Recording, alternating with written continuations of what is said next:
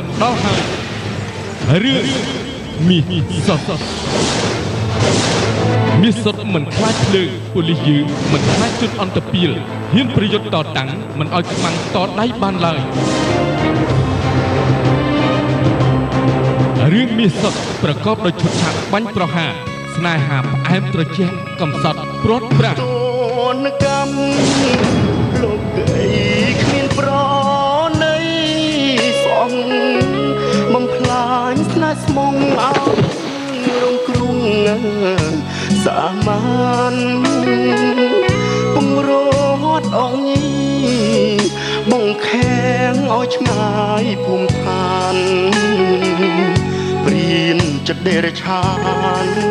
ធ្វើបាបក៏លៀនដល់ម្លឹងជាតិមុនមានកម្មប្រចាំឬអ្វី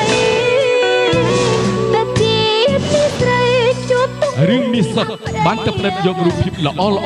នៅខេត្តពោធិ៍សាត់បាត់ដំបងបន្ទាយមានជ័យនិងតាមជ័យដែនខ្មែរថៃជុំ